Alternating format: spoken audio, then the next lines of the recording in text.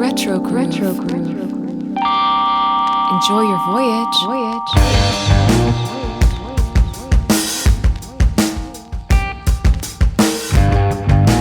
Retro Groove. Retro Groove. Retro Groove. Retro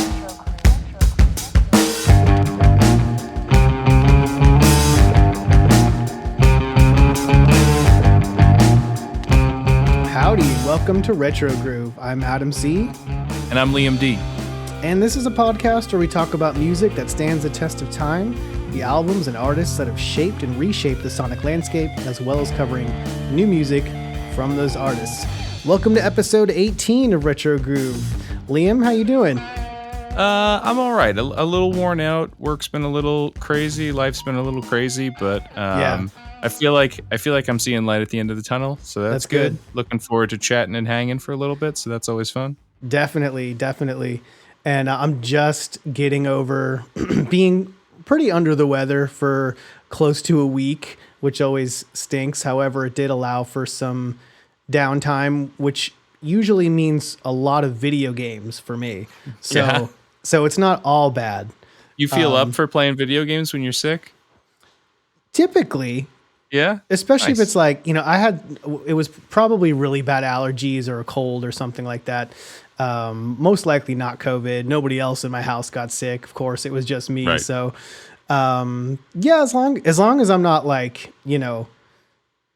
hugging the toilet or anything, I'm totally like ready to just lay down and play games to keep be distracted, keep my mind off of feeling terrible. Yeah. So lots of video games. Yeah, my problem is usually I get head stuff like sinus or whatever. And so I always am laying there sick and I want to play a video game. I want to read a book that I've been meaning to read. And neither of them, like my eyes just won't allow that to happen. And so to keep your eyes open. I feel like I'm like locked in my body where I'm like, I'm blowing it.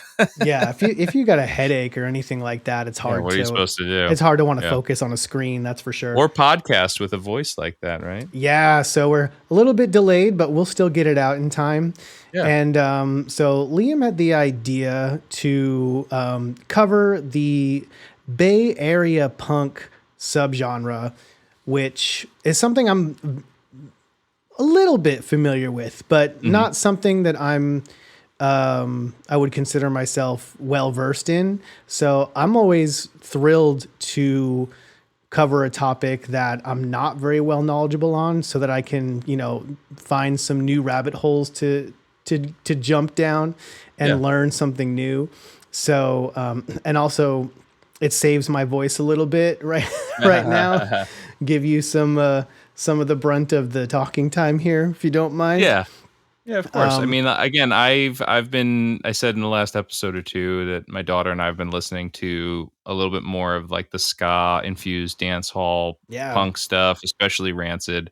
And it just kind of reignited my appreciation for what Tim Armstrong has done and my history with this band. And then like some of the other artists that came out of that scene, and just like how a pocket group, a pocket community can really just explode if the right fuel is set in a place, and then you see the artists and like the creativity and the amazing stuff that can kind of come out of that.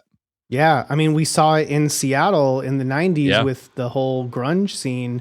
It was, and they were, those bands, they were all, friends and acquaintances and kind of played in each other's groups and stuff like that. So it can be a really powerful force when you have a number of bands all supporting each other and all encapsulating this same scene. So that's something that just creates it's not necessarily even a competition thing. It's just like, and I remember experiencing a similar effect in like the small group of bands, like when I was in high school and entering into college age in my local area. We wouldn't even play anywhere near similar styles of music, but we would all kind of bounce off of each other and cover each other's songs and kind of imitate each other a little bit. And it actually push us creatively. So I can see that like building off of, when you've got artists building off of each other, it can push limits and push boundaries and create some new and exciting stuff. Well, you'll see that in what we talk about on the B-side for sure. That's definitely going to come into play. Because you were sick, did you get to buy anything, listen to anything? Have you been down for the count on that side? I did venture out on Saturday morning when I started to feel a little bit better because Kendra Morris' new album came out on Friday. And I tried to order it online so I didn't have to go anywhere, but I really wanted that Coke bottle clear edition. Oh, and man. It was sold out. I just love that color. Like it's so cool and pretty to look at. Like I'm a big fan of Topo Chico for all you Texans out there. Topo Chico, where we basically bathe in Topo Chico, and the glass. It's mineral water, right? Yeah, it's mineral water and I know they say not to drink the water in Mexico, but it's Mexico mineral water. It's delicious. And really I don't know what there is about it, but because I was a huge San Pellegrino, being Italian, I was a big San Pellegrino fan growing up and, into early adulthood. But like once I went Topo Chico, San Pellegrino just didn't cut it anymore. So I'm 100%, Perrier doesn't cut it. None of the other mineral waters cut it. It's got to be Topo Chico. There's something about it. There's the whole mythos behind it where it's got some kind of medicinal properties. And I don't know if all that is true or not, but I sure prefer it over any other mineral water. But my point is the I don't know what it is, what kind of glass they're using, but it's got that kind of old style. It's not just clear glass. It's got that a little kind hazy, greenish kind of. Yeah, it got a bluish, green, slightly greenish tint to it. And this pressing of her album has that quality. And it looks, especially if you get some light behind it, it just looks amazing. And I'm not typically, sometimes I am, but most of the time I'm not a sucker for like the colored variant, but this one didn't really cost anything more. It was the same price. It was just kind of harder to come across. So I went to my local, they had a few copies in the Coke bottle. So I bought that. Shout out to Piranha Records. They're always good at hooking me up with what I'm looking for. And I love this album. So probably more than anything else, I've been listening to that. Both in the car and, on vinyl. I've also been listening to the new Alt J record. I'm a fan of theirs. Their new album, The Dream, came out, and it sounds like an Alt J record. There's nothing terribly like innovative about it as far as their sound goes, but the songwriting is great. It's a really beautiful record. I'm really, really loving it. And then I got a huge surprise. Randomly, it was recommended to me on my Apple Music because I listened to their older stuff a lot. But Sahara Hot Nights, who hasn't put anything out since 2011, who I'm a huge fan of, they put out a single this past Friday called Reverie. And it's chill. It's a chill, their later stuff is more chill anyway, less kind of pop punk and more chill. And it's great though. Like I know it's just a single, but I'll literally just put it on repeat and listen to it 4 or 5 times in the car. It's a fantastic song. So weird. I wonder if there's a new album or something coming. Yeah, I don't know. I haven't looked into it yet. I hope so. That would be amazing. But it's awesome to see a band that you love and was a big part of your kind of musical upbringing. All of a sudden come out with new music that in such a that when they haven't for such a long time. But that's really it, because I was down for the count for a good part of last week, but over the weekend I I came back out into the sunlight and got to do that. Nice. What about you? I was digging through the like new used arrivals section of my local store, Looney Tunes, and I love that name. it's so good. It I came across a copy of Dude Ranch by Blink-182. I have it on CD. I love that album. And they had $25 on it, which I was like, that's cool. You know, it's an album that's like, it's an iconic Blink-182 album. It makes sense.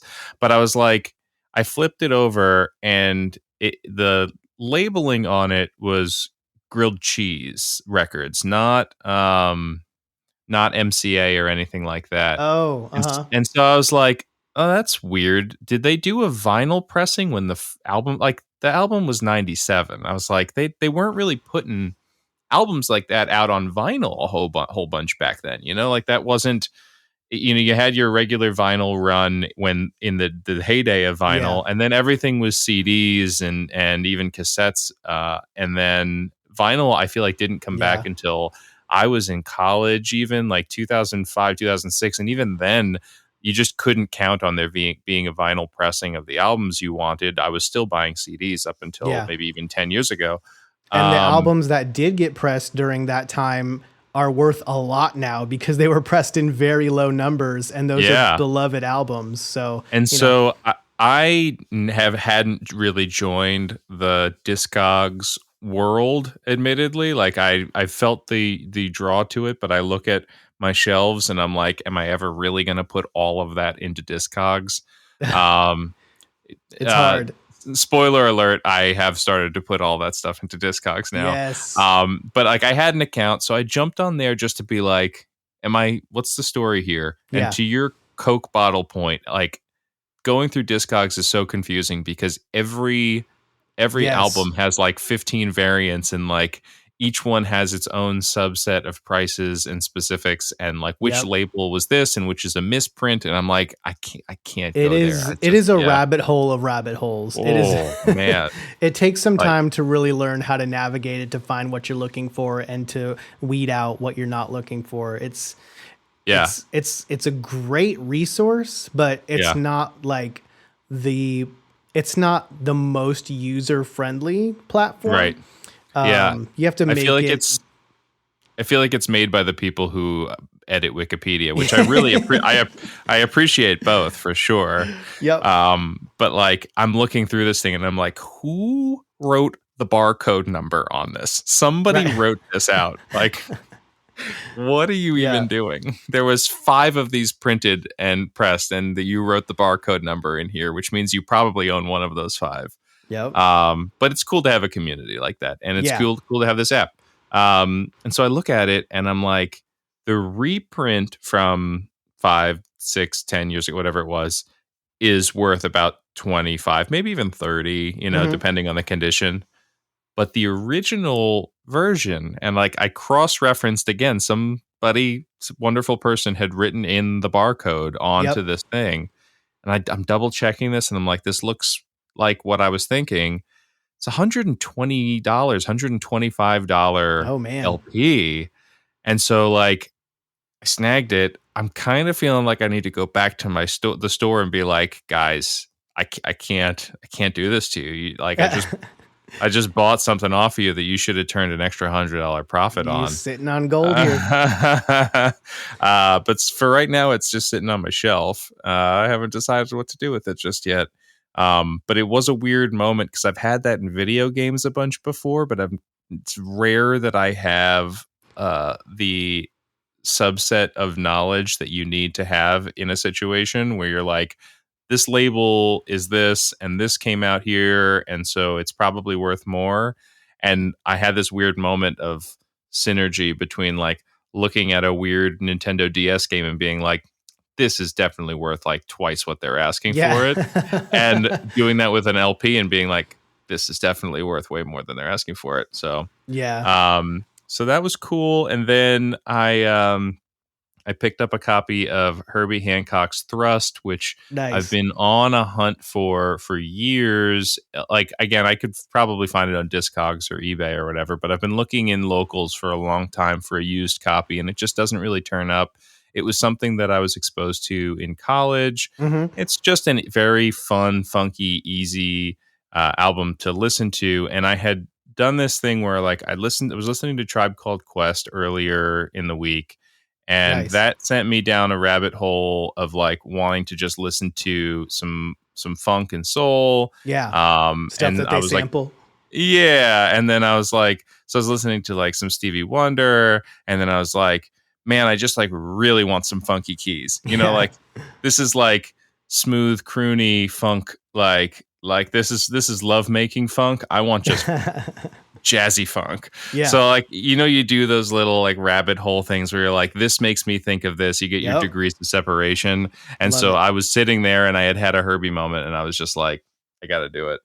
Awesome. And then I watched the Elliott Smith documentary. I was like staying up late doing work, and I wanted something to put on, and it was streaming. It's still streaming, probably up for free on Prime. And I know Elliott Smith's music. I know Heat Miser pretty well, and I hadn't. I'm familiar with Elliott's music, and I knew beats of the story, but I never like sat and kind of lived within that space. And it's a little older than like it could feel it's just a few years older than my understanding or awareness of the music. But if I had been 5 or 6 years older, I Right. might have been more in tune with all of this as it was unfolding. Yeah. And it's really sad it's cool to see his kind of growth and his explosion, and then like the sad kind of collapse of his career at the end, where he's just like can't remember the lyrics and he's walking off stage, and then obviously his death. And Man. yeah, it's a beautiful documentary. I think it was an hour and a half long, and it was really well done with some interesting interviews. I just didn't know. I mean, the story, like if I say to you, how did Elliott Smith die? You say he stabbed himself in the heart, right? Like that's the thing that everybody always talks about. But like maybe it's too much watching like the ID, murder shows over the years and unsolved mysteries. The But forensic files and stuff. there's so much in there of how he might not have killed himself, and it might have been a murder. And it is a slippery slope there too, where I went down a Google rabbit hole that night. I should have been done by midnight and going to bed. And instead I stayed up till 1 a.m, just Googling like, so how do we know that this person didn't kill them? Because they got into a fight and like she threatened to kill him. And like, I don't know. It's a mess, dude. The same thing happened to me when I watched the Soaked in Bleach, the Kurt Cobain documentary. Yeah. And some crazy stuff. So I feel that 100%. Yeah. Should we play a name game? A little what's in a name? Yeah, we can do that. Why don't we switch over to that? So for those of you that might not be familiar with our kind of new game that we've played for 2 or 3 episodes now, it's called What's in a Name. And what Liam and I are going to do is list for the other the legal name of an artist who uses a stage name, and we have to guess who this artist is. And then if we can't guess, there's subsequent hints, and we'll dock points for however many hints given. And it's loosey goosey, but we have a lot of fun, and we usually learn something or a thing or two as well. And I did avoid doing what I made the mistake of doing last episode, Liam. There are no actors that also happen to have a music career. Oh man, Hollywood is not my scene. No. Yeah. So sticking with the theme, our B-side is going to be focused on the Bay Area punk scene. So I tried to stick with that theme. And so most of these are either punk. So you get a freebie hint on all of these then. Oh, okay. So these artists are either, punk artists or, pretty close to that, genre. Okay. All right. So we're going to start with, I guess I'll go first. Yeah, let's do it. Michael John Burkett. That is The owner of Records, which would be Fat Mike of No Effects and Me First and the Gimme Gimmes. It is Fat Mike. Boom. I had a feeling that you might probably know that one, so I put it up front. Thank you. Nice. So full on 25 points each. We're going to do 4 each, 25 points each. So a possible 100 points. Okay, next one. Roger Osborne. Roger Osborne. This one isn't necessarily full on punk. Roger Osborne.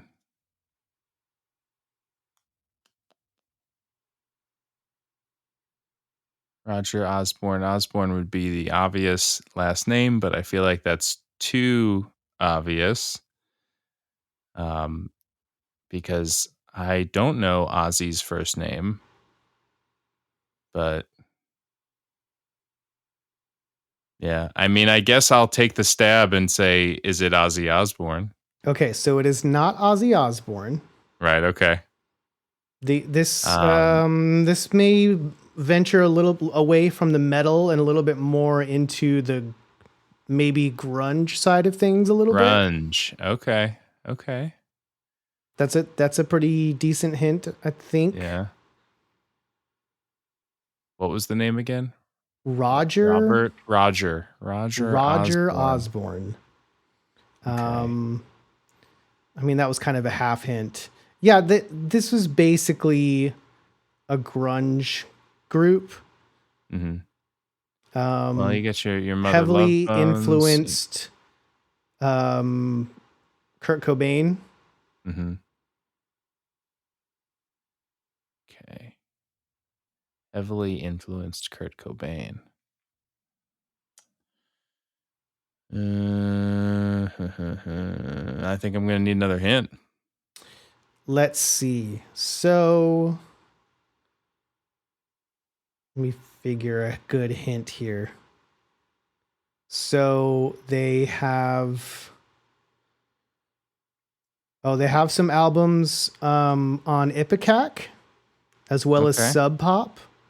They're still going to this day. I think they actually put out a record last year. So they're still going and have been going since the early 80s. Wow. Okay. This individual is partially known for his unique hair. Unique hair. Yeah, he's got kind of a signature hair. You know how you could, like, if you saw a silhouette of like Robert Smith from The Cure, you would know it's him just by like his unique hair. You could probably guess who this is just based on the way their hair looks. Okay. Man. I believe he was in... I know okay. I believe he was also... Let me double check, but I think he was in Fantomas, which was kind of a super group with Mike Patton, who we'll talk about later. Okay, yeah. I mean, we'll definitely talk about Mike Patton, yeah. And yes, he was. He played guitar. He's a guitar player. Okay. Huh. Yeah, I don't know if I know this. Shoot. I'd hate for you to take the goose egg. I might have to take the goose egg. Is the last name Osborne? Like in the stage name, or first name is it Roger something, or is the name in the name at all? Yes, or not really. So he kind of sort of has 2 stage names that are related, and one of them, Osborne, is full on the last name. Okay. Oh, so so it's in there. Osborne is in it. Osborne, what? Osborne? So completely unrelated to Ozzy Osbourne. Right, But Ozzy has 2 Z's in it. Right. And so does this person. 2 Z's. Buzz Osborne. Melvins. Got it. Okay. Buzz Osborne got it. Also goes by King Buzzo. King Buzzo. Yeah, that's okay. Yeah. Buzz Osborne. I mean, I don't know the Melvins very well, but I feel like the Kurt Cobain hint definitely helped. That was, I mean, obviously telling me the two Z's because I'm like, well, there's only so many. Well, I didn't want you to take the goose egg. No, I appreciate it. Give me 5 points for that one. No, I'll give you 10 points. Okay, cool. I think that was like 3 or 4 hints. You're good. That was probably a tough one. Yeah. Okay. I'm not well versed on my Melvins. You know, I don't know them so super well. Yeah, it's kind of a unique kind of subset of early grunge that, you know, most people, it was kind of, you know, by the time grunge got big, you know, they were all listening to Nirvana and Soundgarden, and that you know, these were kind of the very early roots of that kind of sound. All right, so 10 points for that one. Cool. Because we got there. Okay, we're kind of going back to punk. Okay. Here, and this individual goes by John Graham Mellor, Mellor. Mellor. John Graham Mellor. Is it John Doe from X? It is not. That's a good guess, though. The stage name does not contain John. Okay. Or really any of the other parts of the name. So there's not really any association here. Maybe a tiny bit, but it's not John. Okay. Yeah, I don't know this one then. I'll need a hint. Okay. This individual was in a huge group that was kind of mainly active from the mid 70s to the early to maybe mid 80s. Okay. Punk group, you said? Punk group. Yeah, definitely a punk group. Okay. And they hail from across the pond. Okay. As most punk groups from that era do. Yeah, probably one of the most influential punk groups ever. All right. Well, so we're going to talk about The Clash, right? We're going to talk about Sex Pistols. John, who's John? It's not Mick. Nope.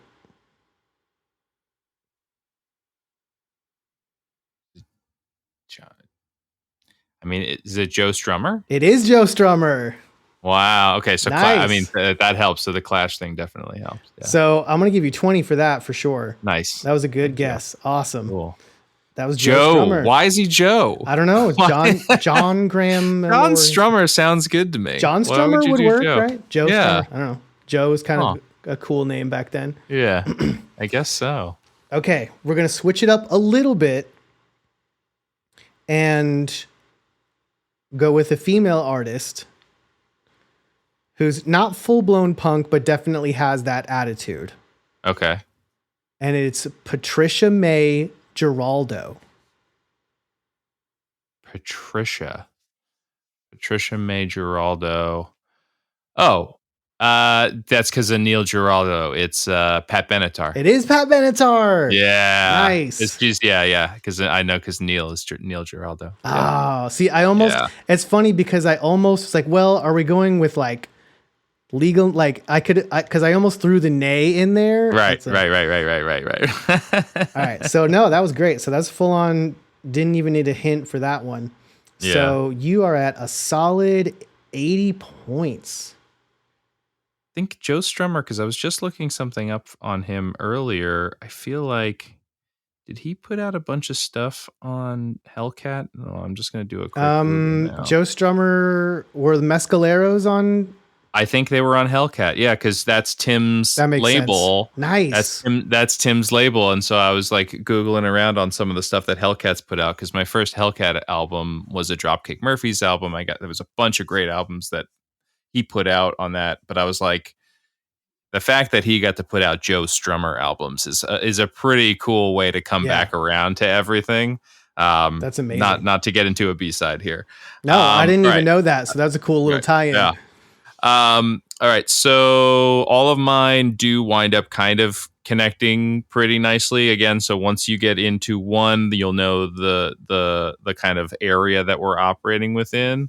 And I'll start hopefully with an easier one, although this one doesn't have any of the name in the actual name of the artist, but it is Joseph Simmons. Joseph Simmons. Okay. Nothing immediately ringing a bell. So Simmons is a big name right. in music. It's a very famous Simmons. Right. That's where my brain first went to, is Russell Simmons, but yep. Russell Simmons is Russell Simmons. Russell Simmons has a brother. Oh. His brother's a musician. I didn't know that. Yep. His brother was on his label. Makes sense. But what is his stage name? I'm gonna need something else. That era of hip hop is not. I'm not super well versed in. No, I got you. So first album put out by this group. He's part of a group. Okay. Group's name is in like the duo that is the group, although it's a trio because of the DJ, but it's a 2 MC duo. The group's names are in the actual, like the artists' names or the 2 MCs' names are in the actual group's names, like pioneers of hip hop. Oh, yeah. I mean, I know that. So you're talking about Run DMC, clearly. Correct. So. Yeah.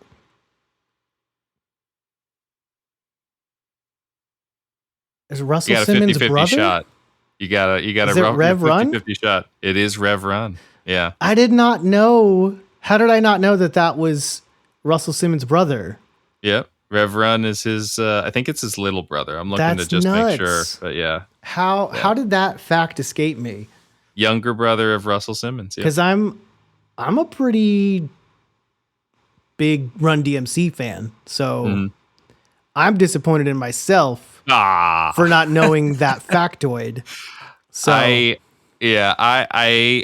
I'll say, just as a whole, for all of this kind of stuff, we were playing a trivia game this weekend. It was a music trivia game. We had some family over. Nice. And everybody decided that what they would do is the 4 family members that were over would all pick trivia cards, and then I would pick one, and they had to collectively decide which one would stump me versus what I had. But I'll say, like, I am very not great at games like this. Like, everyone's playing Wordle. I can't do it. I can't pull things. Like, when I get put on the spot with something, my mind goes blank, dude. Jamie Foxx should have dawned on me. Like, there's so many things like that where it just that was rough. It falls out of my head.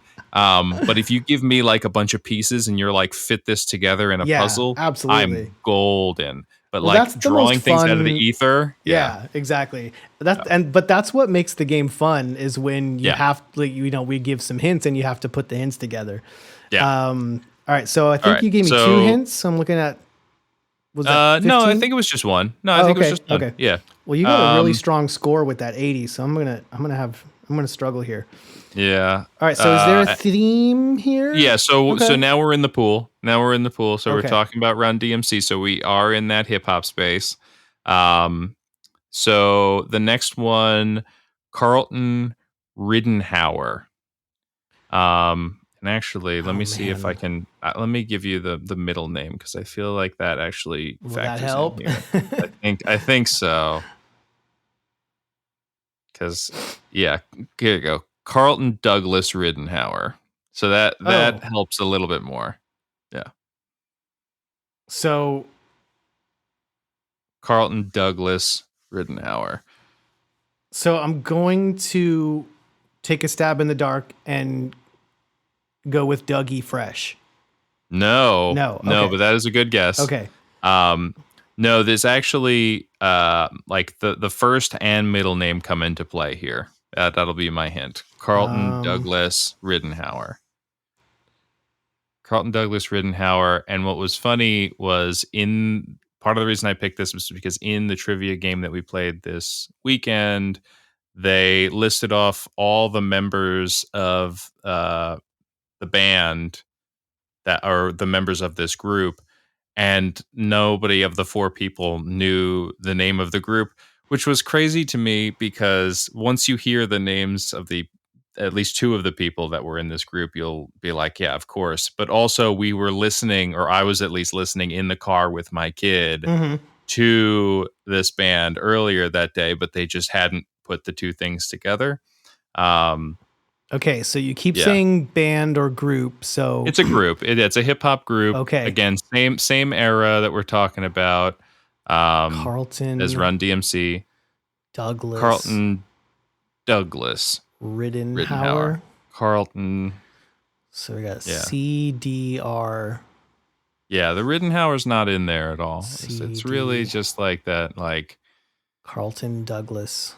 Yeah, it's like a little nickname for. Well, it's not really a nickname for Carlton. It's a nickname for something else. But I guess he just went with that because Carlton's like that's like the whack dude on Fresh Prince.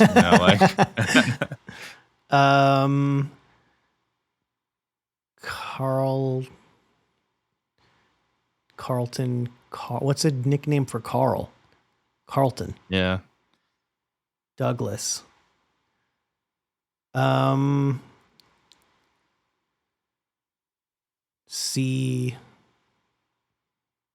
was a lot of initials. Going on. There's a little bit of an initial work on in here, but there's a name. It's like a nickname with an initial. Doug. My brain keeps wanting to say Dougie Fresh again, and I already know that's wrong. All right. There's no Doug. I'm not. I need another hint. All right. So I'm going to do something interesting here, and I'll give you another name that is connected to this person, and maybe we can kind of do a little bundle here. A bundle, okay. So the other name, or my next name, is William Drayton. William Drayton, you're not going to get any clues there. It's not in his name at all. But the two of them met when they were going to school. They were at a Delphi University in New York, on the outskirts of New York on Long Island. Okay, that helps. So it's a New York group. So Carlton was studying graphic design, and William, I think, was he was studying to be like a chef. Like he was going to like culinary school or something like that. Carlton ultimately got like his doctorate. Like he is a elevated dude. Yeah. Okay. So smart guy, like empowered, like, yeah. So I am 92% sure that you're talking about Public Enemy. Boom. Okay. Yes. Okay. And the stupid culinary school thing, because I remember something about, like, isn't that why Flava Flav is called Flava Flav? I think so. I'm not sure. Flavor. I remember hearing. Okay, so it's Chuck D. I don't even remember what you said for the other name. William Drayton. Flava Flav is William Drayton. William Jonathan Drayton Jr. Mm-hmm. A hype man, he is known especially for his yells of "Yeah, boy!" Yeah. So let me see if that. Hold on. Chuck D, man. Chuck D. Yeah, we threw on it was just my daughter and me in the car for a little bit, and so I was just having fun, and I threw on. She didn't care, and so I threw on Public Enemy, and then we went to pick up some of my family members, my wife's family members, and it was just on, and we were like, okay, yeah, we're gonna fight the power. We're all just gonna fight the power until this song ends. Okay, so I can't find if the reason why his name is Flava Flav is because of anything prior, but I am the association I think is coming from he actually opened like either a restaurant or a chain of fried chicken places. Yeah. So that might have been the association for me. I know he had some sort of culinary schooling of some sort or something. Yeah. Why is Flava Flav named? Stage name Flava Flav was originally his graffiti tag. Okay. So okay. Well, maybe, yeah. Well, somehow it somehow the culinary school thing made the association for me, and it all came together. I love it. All right, sweet. So well, let's say that's a twofer. Yeah, it's a twofer. You want to do, because I feel like we were down to maybe like 10, 15 on the Chuck, but then we got At there least. with a little extra hint with the just Flavor one. Flav. So what do I we lost say? count with the Chuck D hints. Yeah, so I'm like, you give me 10 or 15. You're at 20. Let's say we were at 10 for Chuck with 20, Yeah. so that's 30 plus the 20 puts you at 50. So I think, Wait, is that right? So I can't win. No. I'm still going to go for, I'm still going to do my best. Yeah. Get, and so I can get 75 at this point. So I then tried to tether, we're going to jump to the other coast. Okay. I'm going to try to give you a nice hint on this one. So for the last one, we're going to jump coasts, and saying in a similar genre, but there is a connection to one of the people that we just talked about with this artist. But I think it's later on. I know it's later on. I don't think that they did anything before recent times. The last person is Louis Freeze. Freese. Louis Freeze. That sounds familiar. Louis Freeze. He is also, he's going to come up. He was on the second Transplants album. He's featured on like so many different things. He just bubbles up in different places. Yeah, that's dope. As an MC. But yeah, he's worked in a group with Chuck D and DJ Lord.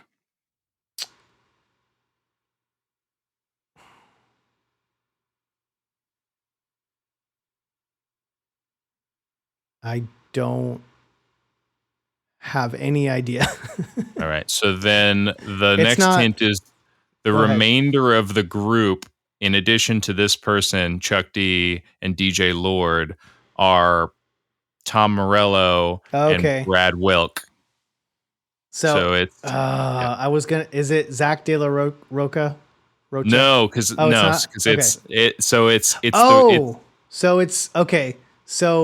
it's Be Real.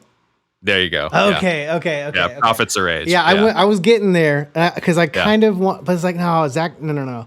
So, okay, it's Be Real. Awesome. Prophets of Rage, yeah.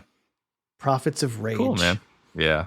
That's good stuff. Was Chuck D was part of that. It was Chuck D. Yeah. It was Chuck D, DJ Lord, and Be Real, and then Tom and Brad. 3 chords. Oh, okay. And actually, I think Tim. I think it might have been actually All of Rage. Yeah, they're a package deal. Yeah, I think it was All of Rage plus Public Enemy and Be Real, which is insane to think of. Yeah, it's crazy to think that group exists. That's it. So that's a super group. That is a super group. Man, you know what? We didn't talk about Mr. Bungle at all. That is also basically a super group. We'll get into that again. Yeah, but yeah. We'll have to do a follow-up supergroup episode because there's so many and we wouldn't have had time anyway, but we've like come across or remembered so many others since that episode. It deserves a part deux. Yeah. But I love Cypress Hill. Like, holy moly, do I love Cypress Hill. Yeah. He's great. Send Dog's amazing. Like that group is just so solid. They're so unique. Yeah. It was, oh man, great album. So let's hit a couple news and history things and then we'll flip it on over. Yeah. Did you have any modern or recent news to touch on? Yeah. Well, so talked about Kanye a bit too much. Maybe won't talk about too much longer, although I do want to do a deep dive on him at some point. But you'll have to expand my mind on Kanye. He announced that he's got, I think basically out of the music that he was making that was Donda, he has enough that he made that he's excited about, and he planned it as a second album. And there's Donda 2, but it won't be on any streaming services. We talked about, the drama with Spotify and whatever, and he's just saying like, if you want this art, you need to buy the vehicle. His player. Mm-hmm. Yeah, you have to buy his piece of tech to experience this work of art. Which again, there's part of me that's like, ego comes hand in hand with music, and one often doesn't exist without the other, or art for that matter. And so I can't turn my back on it, because I'm like, he's got to live his truth, he's got to do his thing. But at the same time, like, it is like, people talk about how cost prohibitive and gatekeepy even like the CD or retail music world was. We've touched on that, where it's like, you went into this record store with $20 and maybe you walked out with a couple singles and an LP or something back in the day, as opposed to now, where everything's at your fingertips and you don't need money to be able to engage with art. But he is offering, or there was a one-time IMAX live stream where if you wanted to experience it one time, you could see it there. Dude, sometimes it's in IMAX. It's not even like an online thing. I think you could stream it online as well, but yeah, it was like you had to buy tickets to see it in IMAX. Like, it's like that. Yeah. I can see this being pressed on some sort of super swanky vinyl and being sold for like $100 at some point in a year or two. Like, he's going to put out some box set. He's going to put out a $500 box set that'll have this on it for the first time ever, or whatever it is, So stay tuned. If you're going to do that, you might as well go full Wu-Tang Clan and only release this single album and sell it to the farmer, bro. Yeah, right. Oh, we talked about that, didn't we? Yeah. And then the other one that's just exciting, again, like you had mentioned, artists that all of a sudden you start hearing rumblings of new music about, is Sigur Rós. It looks like we're going to get a new Sigur Rós album. It's been almost 10 years. I love that sort of ethereal Icelandic music. And I could go for some more. They've been active. It's not like they've been completely dormant. They did some orchestral stuff and things here or there, some soundtracks, but I think a proper album is in the works for this year, and that would be very exciting. I'm here for it. Definitely here for it. So as far as music history goes, got a couple of quick things here. So February 28th, 1977, I didn't know this story, but Ray Charles, who we talked about, we did Ray last episode when I, for some reason, went with Jamie Foxx for our one of my. It was a genius for the move. Game. Yeah, I wasn't trying to stump you. I thought it'd be wholly legitimate. No, it was a fair move. But the real Ray Charles was attacked on stage by a man who tried to strangle him with a microphone cord.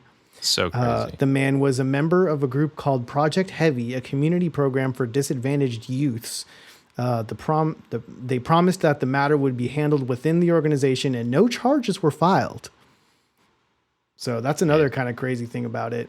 I feel like I was just reading about something that happened out at, I think it was at a Run DMC show or something like that. There were a lot of things that happened at concerts that just kind of got swept away, that, charges weren't pressed, or it was chalked up to gang violence or whatever it was. Like, it was explained away, and things kind of got, I mean, Altamont even, there's so many weird things that happened back in music history that now, when things like that happen, like Astroworld, people would have been arrested, rightfully so. Yeah. Like, or it's national news.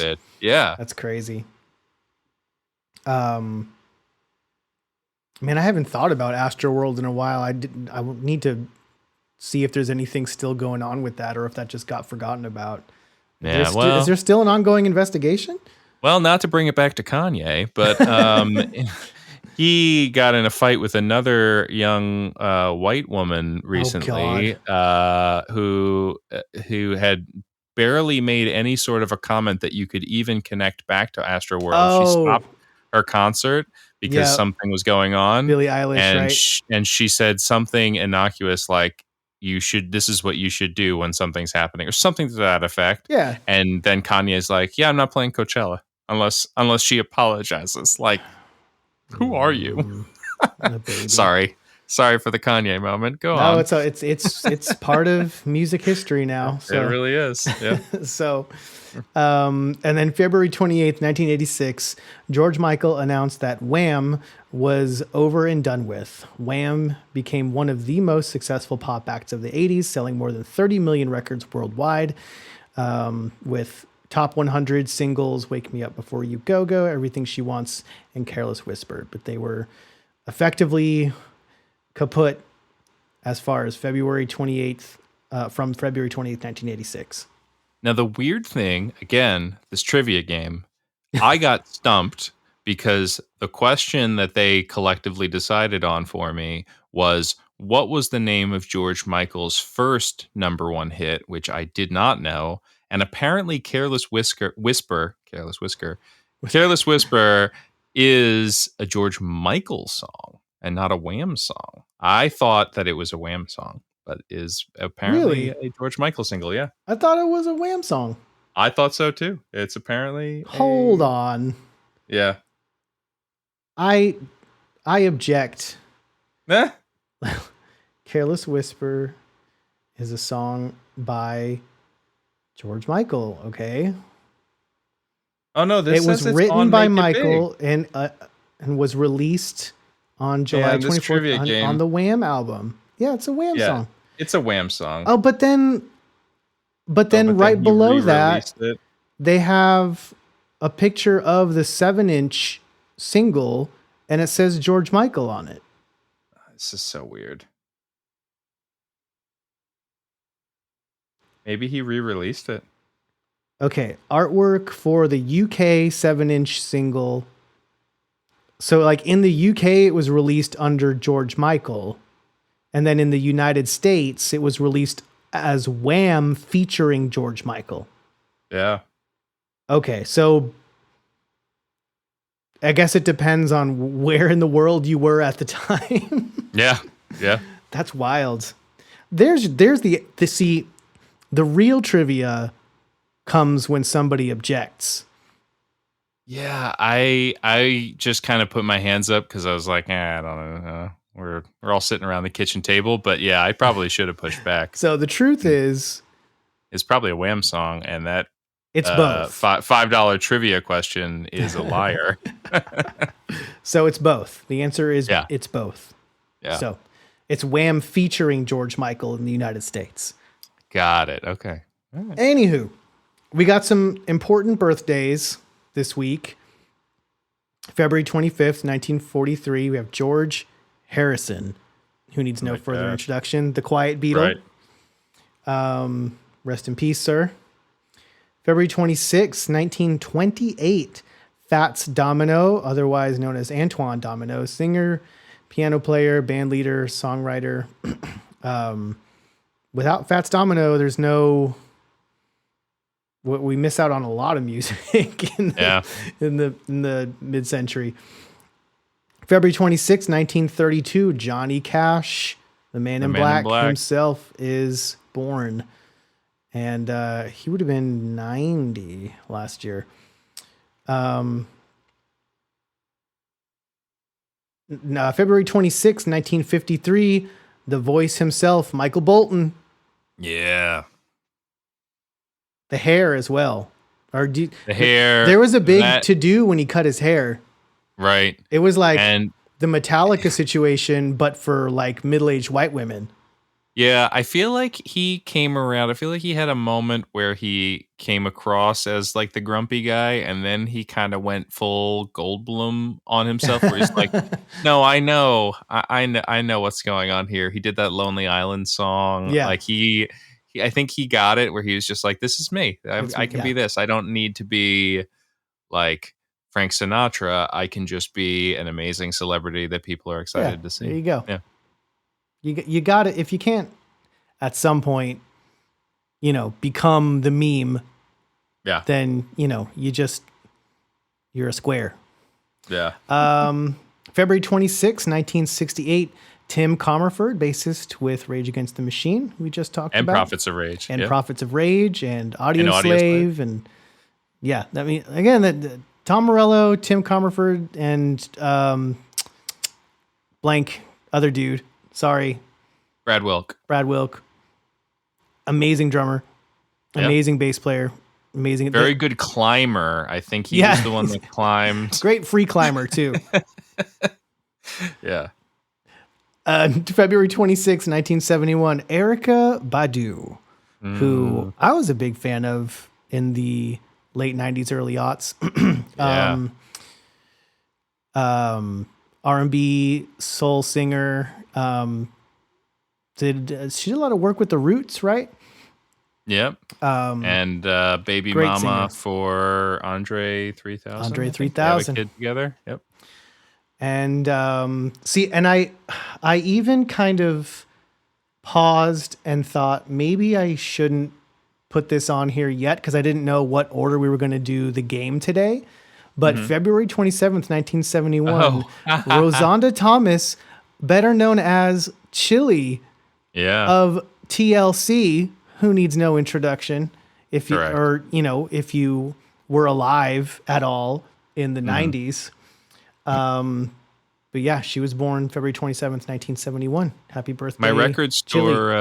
My record store has Funko Pops of Chili and T-Boz. No Lisa Left Eye Lopez. No Left Eye? It makes me think I got to hunt down Lisa Left Eye Lopez because they made one. They just didn't have it. I'm assuming so. Yeah, I think they just didn't have it, so it makes me want it even more. See, Left Eye was my favorite. That was my girl. Me too. Yeah. So anyway, rest in peace, Left Eye. Yep. February 27th, 1981, Josh Groban, your mom's favorite crooner. Another guy who's got a good sense of humor. Yeah. Yeah. He also, The meme, you got to become the meme. It has to happen. Yeah. Especially in this day and age. You got to go meta. Sure. Got to go meta. February 28th, 1957, Cindy Wilson, singer and founding member of the B-52s. Mm-hmm. Love the B-52s so much. February 28th, 1971, English record producer, engineer, and musician Nigel Godrich, best known for his work with Radiohead, essentially an extra Radiohead member. The Sixth Beatle. Yeah. And also with Atoms for Peace. Mm-hmm. And then last but not least, February 28th, 1942. This was a new piece of trivia for me. Is the birth date of English musician Brian Jones, best known as the founder and original leader of the Rolling Stones. Wow. And when Brian Jones developed alcohol and drug problems, he became increasingly unreliable, and the Stones dismissed him in June 1969. And then, running with this ongoing theme, died on July 3rd, 1969, drowning in his own swimming pool. Stay out of the water, rock stars. Don't do it. Don't go in the water. Stay out of the water. It's so dangerous. So dangerous. Yeah. Well, we kept it under an hour for our side A. I'm impressed. We did good. Yeah. So we're going to come back after flipping it over. And on side B, Liam is going to school me. Rancid. Yeah. Little Rancid, little East Bay punk scene. The East Bay sound. Yeah, let's pop over there. Let's do it.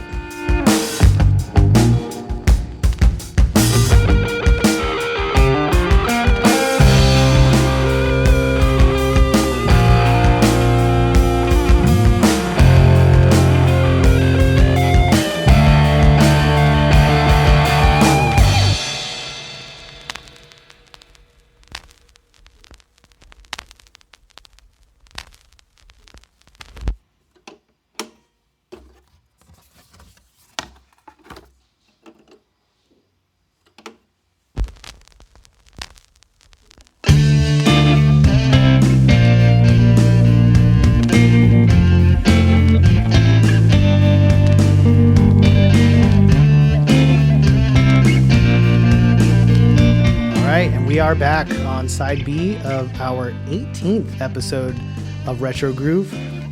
Gonna get into some of the history and the artists surrounding the East Bay punk scene. And so this is an area where, I know of a number of these bands. I know some of the catalog of some of these bands, but I'm not super familiar with how they all kind of connect and the history around the formation of this group of artists.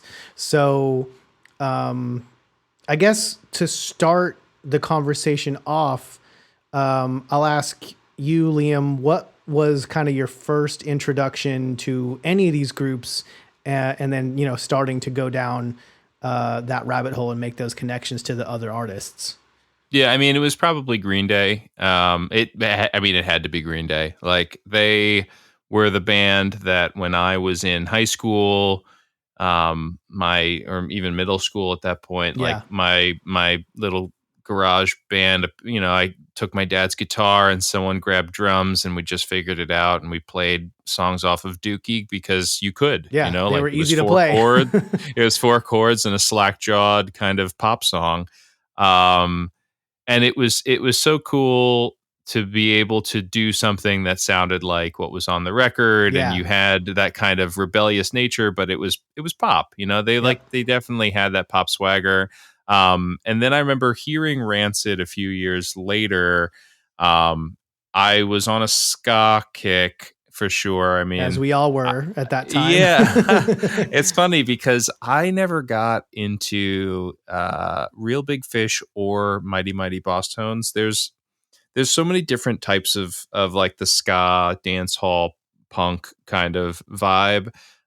You had your big bandy kind of guys. You know, Boss Tones always felt to me very very big band. It was influenced by like the swing side of the brass section and not as much of the reggae dance hall stuff. Right. I liked the ones that there was a band called RX Bandits. There was another one called Catch 22 out of Jersey. You know, there were a bunch of ska bands that I got into because they had a little bit more of that dance hall kind of thing to them.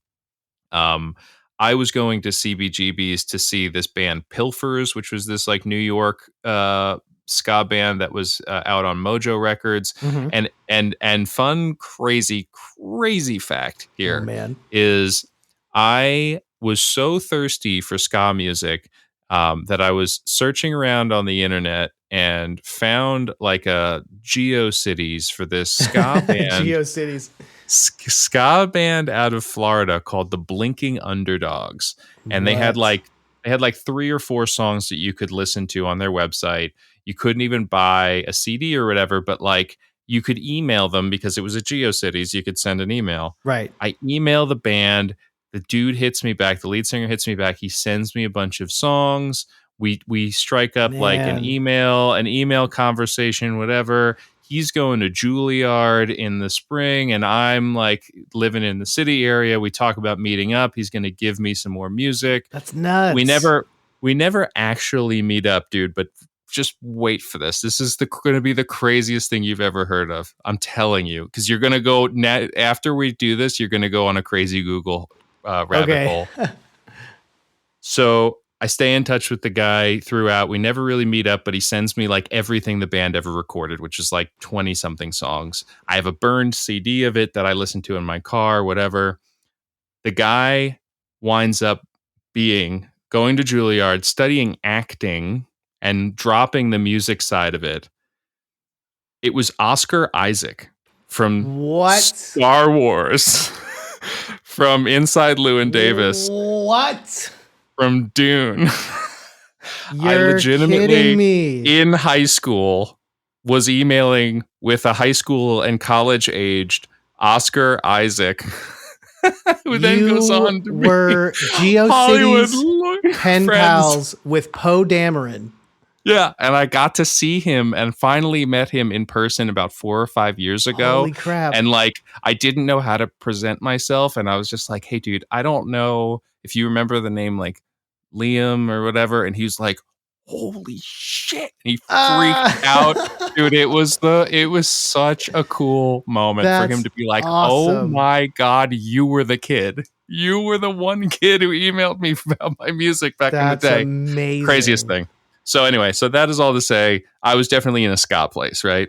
And Rancid had this, like, it had this perfect amalgam of like, I was was ready to rebel, but it wasn't just hardcore like thrash punk or anything like that. It was so listenable. It was something you could listen to and you were not afraid of your mom coming in the room and hearing it. Yeah. Like it didn't get turned off. Like my parents would let me listen to that in the car. It's crazy. So it made me a fan that kind of carried throughout. To this day, like I still go back, I listen to a bunch of it. They've put out a bunch of other albums, and Tim's done so many other things I'd like to go into. Mm-hmm. But I kind of want to start this sort of like, did you mentioned that you had like your own kind of local scene?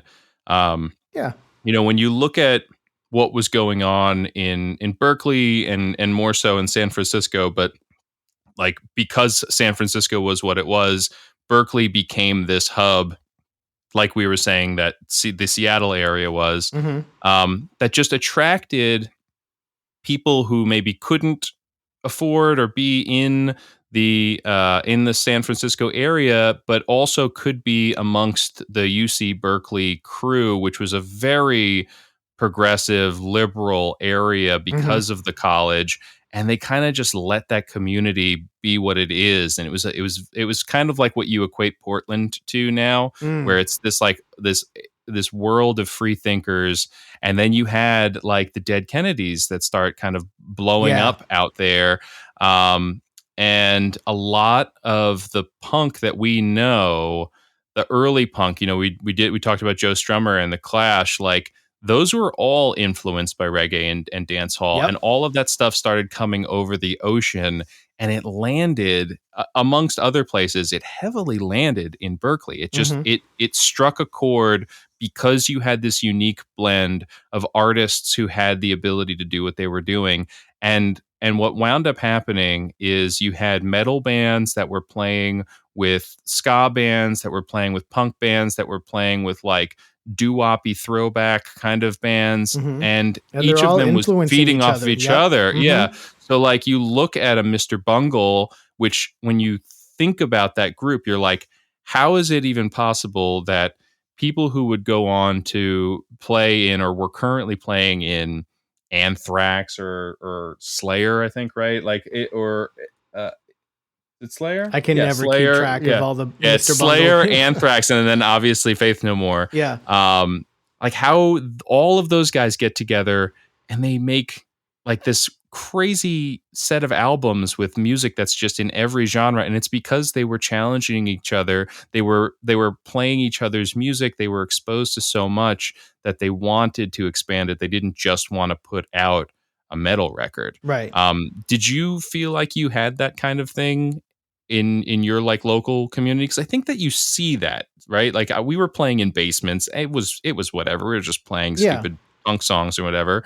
But like we would learn each other's songs and play off of that. And it never grew in the little suburb town that I was in. Right. But like I went to some shows at like a VFW hall or a church basement, and it was kind of cool to see all these different bands that were just kind of that like you trying to make a scene, trying to create a safe space where there was a community for all that kind of stuff. Well, plus back then, and even, when I was in a small community like that, this would have been the late 90s, there was nothing else to do. There wasn't really, the internet was in its like absolute infancy.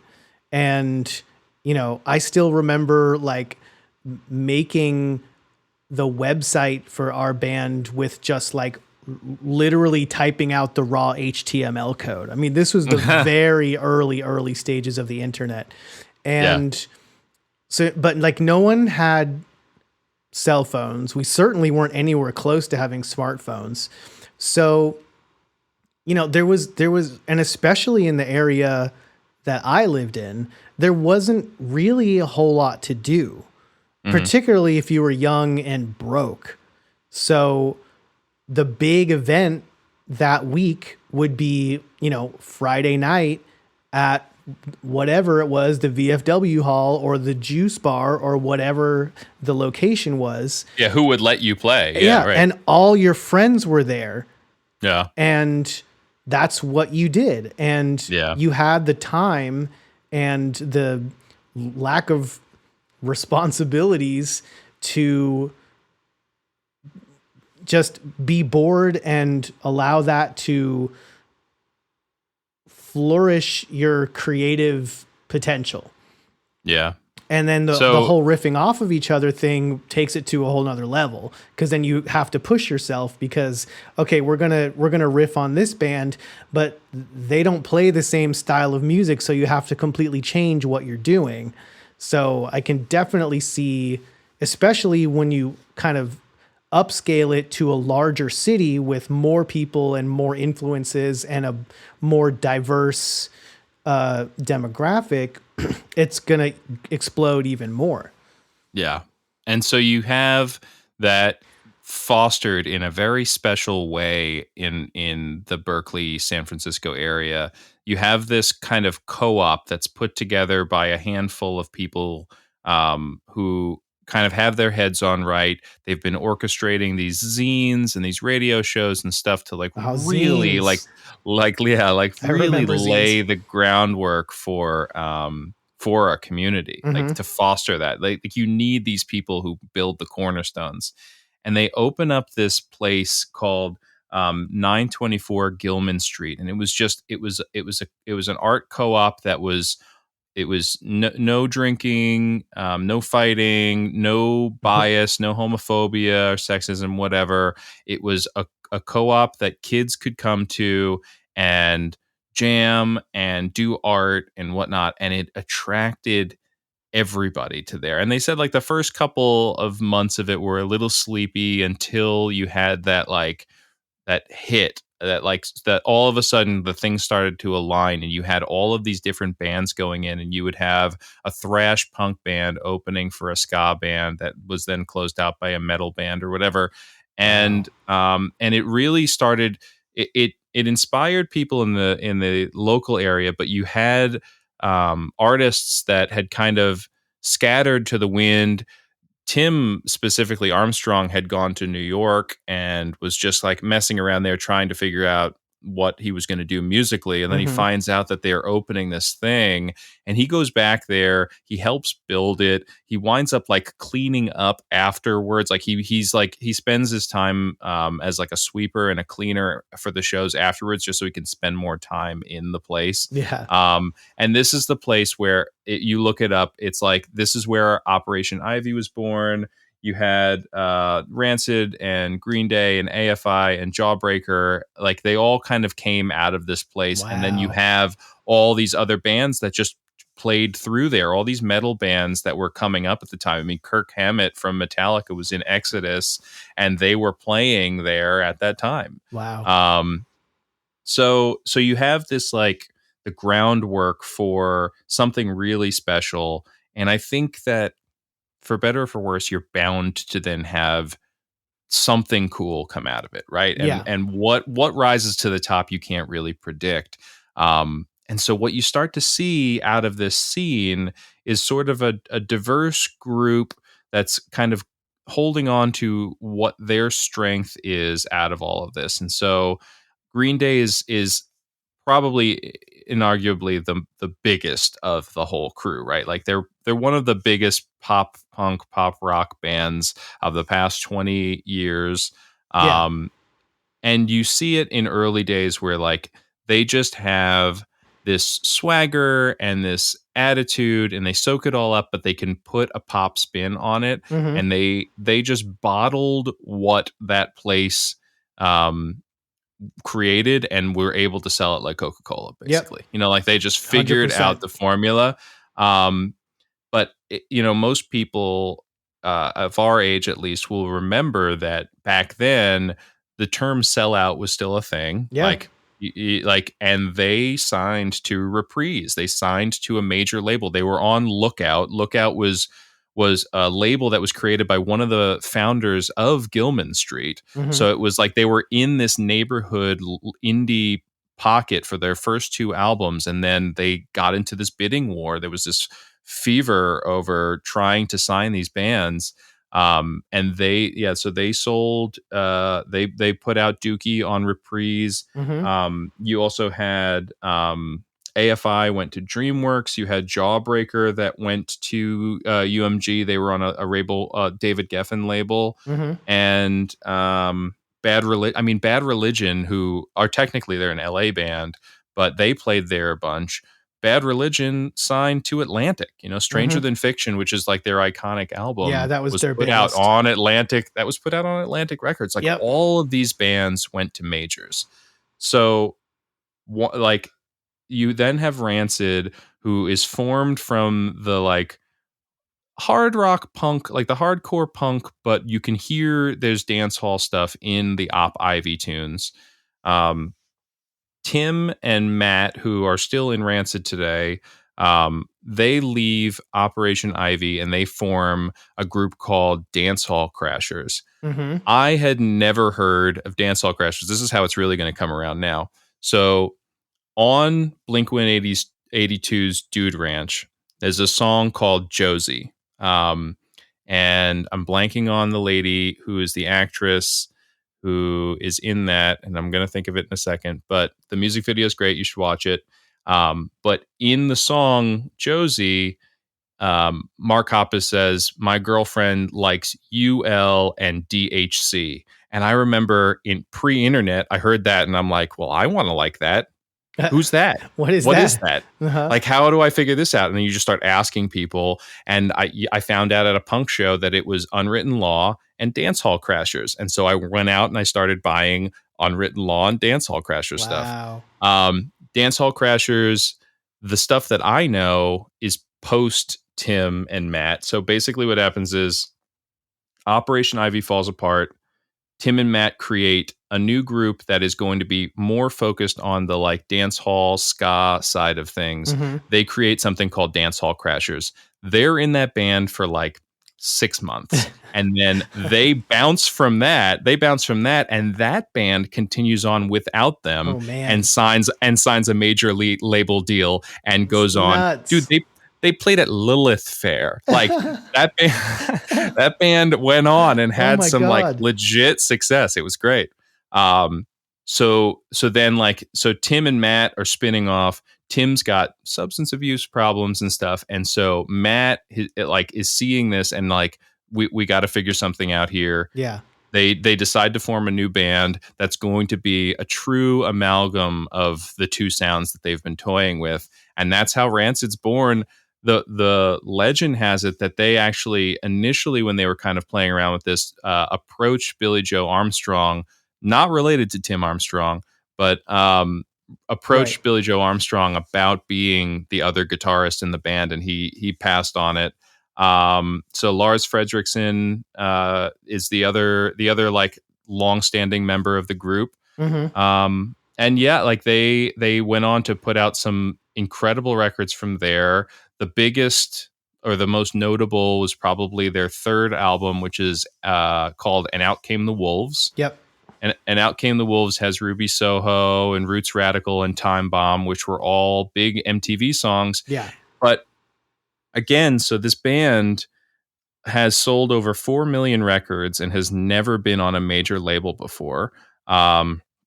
They initially are signed to Lookout through Operation Ivy's on Lookout, just like Green Day was. And then they signed to Epitaph, which is Brett from Bad Religion's indie label, right? Now, we all know Epitaph. Epitaph has gone on to put out some of the best punk albums, and they have an anti-imprint that puts out amazing folk and indie rock and alt country albums. But so they're on Epitaph, which is Brett from Bad Religion, who has since signed with Warner Brothers, right? So like the guy whose band is putting out major label releases has his own record label that is putting out the Rancid albums. And Rancid gets so popular that they are being just hounded and inundated with labels trying to scout them and trying to sign them. And that's why the album's called And Out Came the Wolves. It's a quote from something else, but like it was all about the fact that like they had found success. They had figured out a sound. They were doing really well. They were making a bunch of money. And then suddenly everybody wanted all up on them. Yeah. And he was like, you didn't care about Op Ivy and you didn't care about DHC. We're going to do this ourselves. Too bad. Yeah. And then by the fourth album, because they can. Yep. And then by the fourth album, they're so successful that he works out an imprint on Epitaph called Hellcat. And so every subsequent Rancid release has been put out on Hellcat since. Mm-hmm. So just like stellar run, if that was just what he had done, right? If it was just that and nothing else. But then you get into like the guy doesn't sleep. He's always got his mind churning. Wow. He's one of those people that I probably would be like him, Mike Ness from Social D, Toby from H2O. Like there's a bunch of these punk guys who like it's the real deal and you probably wouldn't want to get in a fight with them. Right. You probably wouldn't want to like bump into them at the wrong time. I admittedly have bumped into Tim Armstrong at an event once and I didn't know it was him. I thought he was like a homeless person. Like I was like, I talked to him and it was fine. And they walked away and someone was like, do you know who that was? I was like, no, what's that? It's Tim Armstrong. You're like kicking yourself. I mean, gigantic beard and just full he's got a big tattoo, beard now. But he's bald. But like the what it takes to get, oh my god, dude! Like the amount of pain and time to get a full head tattoo is just, oh my god, woo, that's the real deal.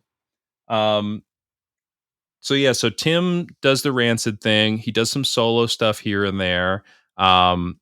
As he's writing solo stuff, he grabs one of his roadies and is just like bouncing ideas off of him. And they form this like side project. And Tim pulls in his friend Travis Barker from Blink-182, and they create the Transplants, which kind of starts to fuse hip hop into, because he can't pull the hip hop sound. He's making beats on Pro Tools. He's experimenting with sounds beyond what he can do with Rancid, and he wants to find another outlet for it. And so they've got the Transplants go on, you know, as they're doing their individual projects, they go on to put out like 3 albums and an EP, I think, so far. And they every couple of years they come back together. And then, so, you know, the amount of songs on a Rancid album, it can be 19, 20, 25, because some of them are like 2 minutes long. Yeah, they're right? punk songs. Yeah. So what they wind up doing is recording and working on a ton of these songs, just like everybody else, and then kind of trimming it down to the last 19 or 20. And off of the 2003 album, there's a song called Trouble that Tim writes, and it gets cut from that. And then he gets brought on to work with Pink, the singer, on her album Try This.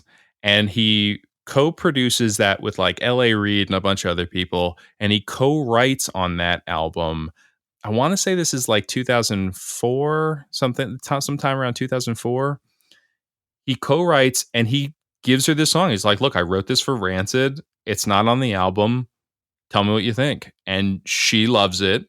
They work together to rework it so that it's a Pink song. Yeah. And she records it and she wins a Grammy. Oh my God. So the guy wins of course his first Grammy. Man. Yeah. Like how Rancid permeates into pop culture beyond all of this. So there's a song Trouble. So he writes a Grammy Award winning song for Pink.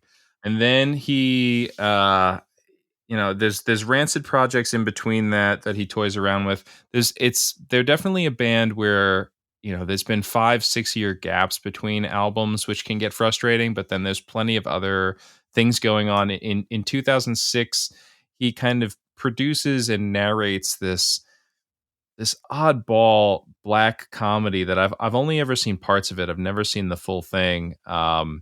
But it's a marionette, like a puppet movie, a movie of puppets about the Charles Manson killings. What? And it features voice acting from his friends like Kelly Osbourne, the guys from Green Day, the guys from Good Charlotte, the guys from AFI, Travis Barker. What? So like when you watch this movie, there's all these marionette puppets, all voiced by pop punk, ska punk legends. It's the weirdest thing, nuts. dude. Yeah. So he puts out on Hellcat. He puts out some Dropkick Murphys albums, which I loved. He puts out some Joe Strummer albums, which he said like what an incredible thing to be able to do, to work with one of your idols and have that kind of come full circle. And then another way that he gets to do that is in 2011, 2012, he works with reggae icon Jimmy Cliff on his sort of like resurgence comeback album called Rebirth. Yeah. And so there's an EP that Jimmy puts out initially, and Jimmy covers Ruby Soho on that EP, which is really cool.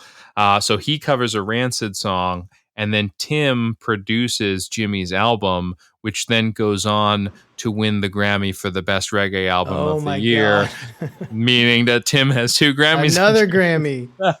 It's so crazy. Wow, that's wild. And then he puts out my personal favorite Rancid album called Let the Dominoes Fall.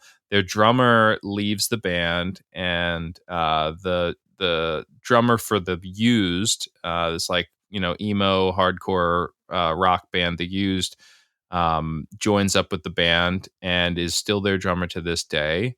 And then in like 2012, 2013, there's another like pause in the Rancid flow. Mm-hmm. And so he decides that he's going to put out a song a day for an entire year.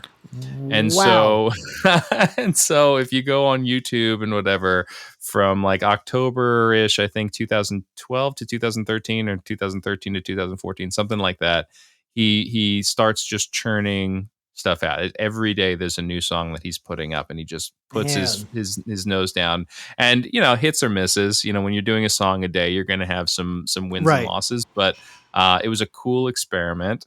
The guy is prolific. Yeah. And again, like you could go into Green Day as its own subject of what they were able to take from that scene and curate and craft into their initial success, and then the sort of resurgent success they had after that.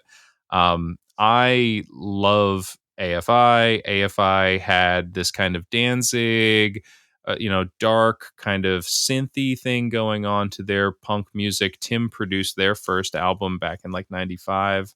I love Jawbreaker. Jawbreaker was its own emo thing, right? Like they were really the first quote unquote emo band. They were like, they're not the first emo band, but they were one of the first bands that were labeled emo.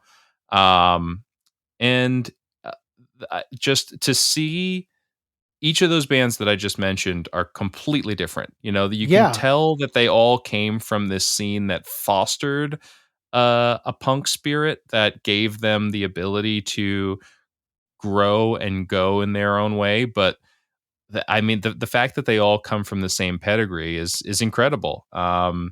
And again, I grew up going to CBGBs a fair amount. Like it was it had already kind of had its heyday, and it was just another club in the city.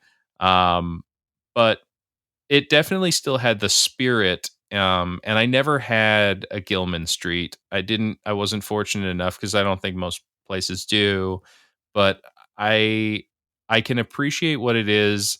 And I wonder if that can happen again. Like, I feel like it's just the internet now, and that's just what it is. Like, I people think jamming on the internet. Exactly. And I think that whole geographical melting pot thing is probably a thing of the past, at least as far as on that scale.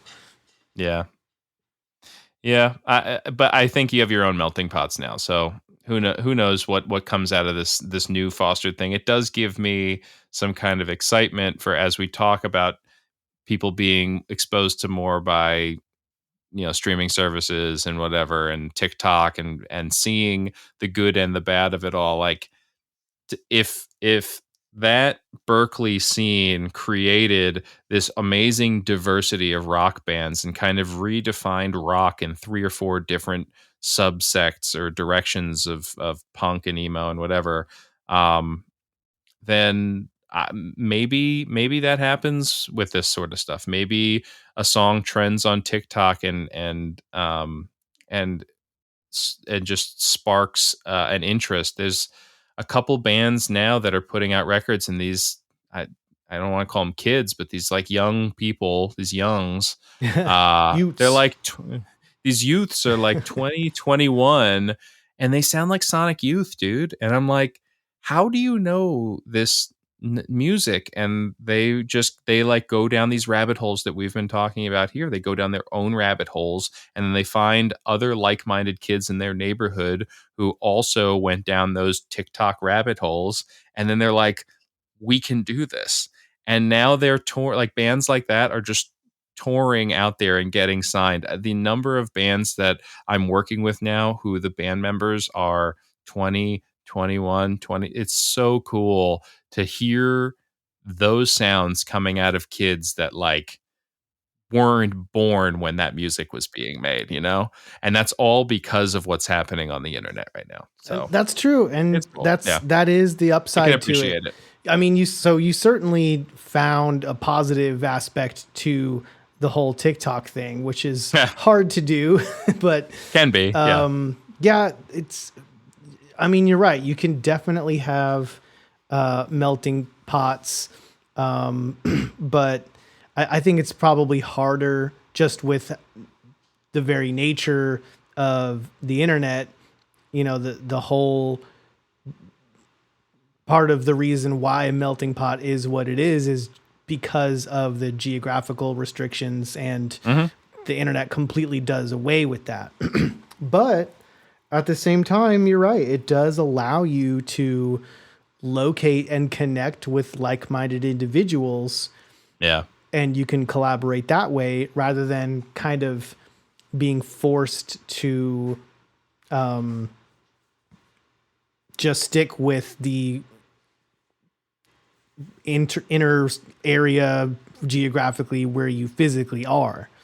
So, you know, I can see there's pros and cons either way. And I'm always excited to see what people come up with and what new kind of reimaginings of certain genres can spring forth. And yeah, I mean, I love Sonic Youth. I was a huge Sonic Youth fan back in the 90s. And if there's a new Sonic Youth on the way, I'm definitely here for it. Yeah. So, or a new Mr. Bungle. Everyone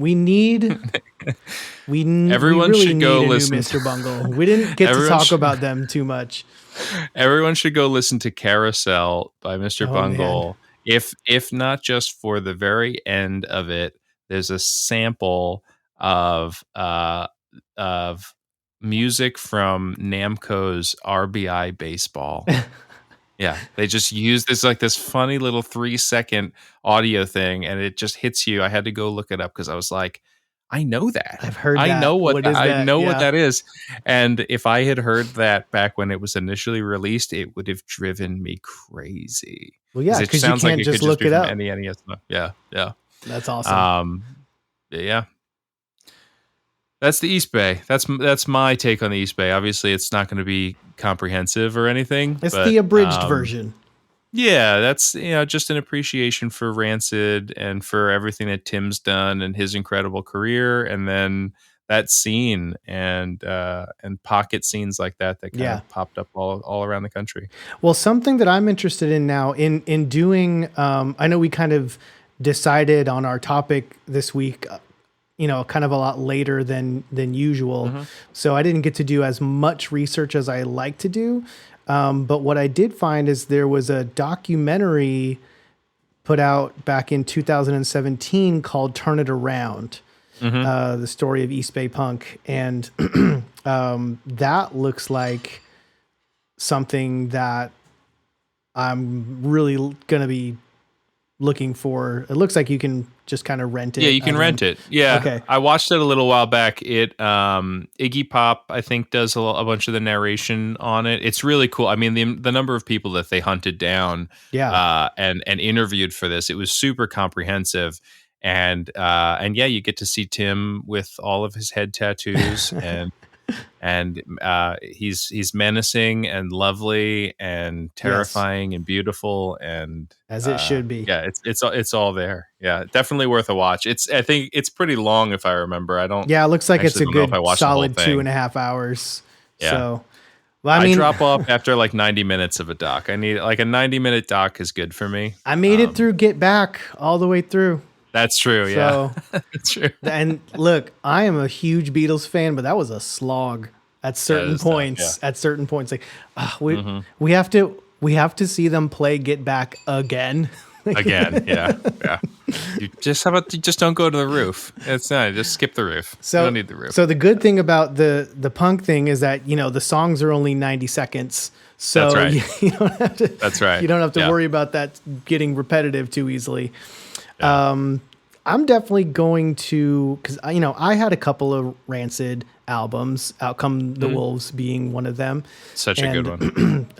Really, really enjoyed it, and was probably one of the things that kind of catapulted me into the ska thing, which got pretty big in the 90s. Yeah. And I was in a ska band for a hot minute.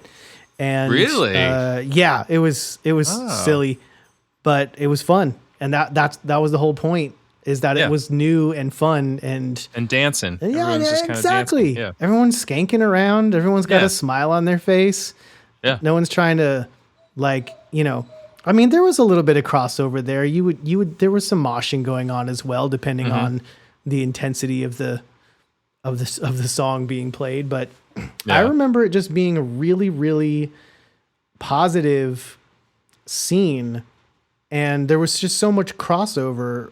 Like, I remember going to see, it was Reverend Horton Heat. And I know it's more, he's more rockabilly, but the set of people that were there, people with mohawks, people with head tattoos, you know what I mean? People with cowboy boots. Tim Armstrong might've been there and I wouldn't have even noticed. Yeah, maybe.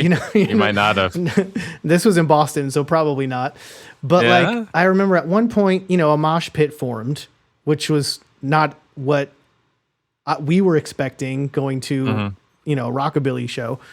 But like, I ended up getting knocked over at one point, and some big dude, probably 3 times my size, just like picked me up like I was a child, and like picked me up by my armpits and stood me back up. And I was amazing. I mean, it's community, man. Yeah, like that's exactly. the thing that everything keeps coming back to is people finding like-minded individuals to feel like they're in a community together. So it's cool. Admittedly, like, it's something I kind of miss. Like, I definitely remember going to ska shows and feeling like I was amongst other people who had the same interests, and just haven't had that feeling in a long time. And hopefully we get to feel that again. At least going back to live shows, you can start to feel that again. Yeah, got to get back to live shows. I haven't really ventured into that yet. Not this yet. Summer. We'll get there. This summer is hopefully, gonna be good. Until Omicron Part 2. I almost went to go see the Beths with Dan. It was very last minute, and because it was like I knew it was coming, but then like life happened, and then Texas Trey messaged us and was like, "Hey, the Beths are playing tonight in Austin. Are y'all going to that?" And we were both like, "Oh my god!" Like, like I'm a pretty impulsive person, but I don't think I can do that last minute, at least not at my age with the responsibilities that I have. But we got some pretty dope shows coming up. So fingers crossed. Community is everything. You're right. Yeah, you said it. Yeah. All right. Well, thank you, Liam. This was dope. Really, really awesome. Cool. It got me kind of I was a Rancid fan. It's definitely put me in the mood to go back down that rabbit hole. And there's albums like you mentioned, the Dominoes. Let the Dominoes Fall is really good. I've never heard it. He did. It's like 19 songs. It's full band, and then they did a full acoustic remaking of it. So when you bought it back in the day, it came bundled. Oh, nice.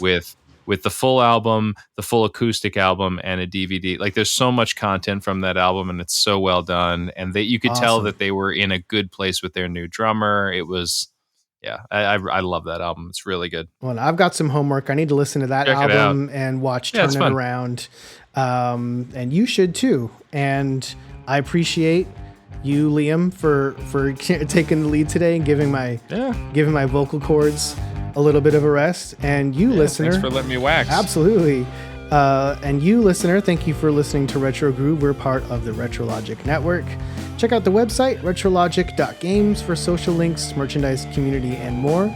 We are also on the Tweety Tweets app, where you can tweet at us and look at the silly things that we like to tweet and retweet and quote tweet and all. I just hopped on. It seems so like it's such a boomer thing. I'm just getting onto the Twitter thing and figuring it out, and I'm really having a lot of fun. But we're on Twitter at retrogroove_pod, and come tweet at us and tell us what you want to hear us talk about. Yeah, it'll be fun.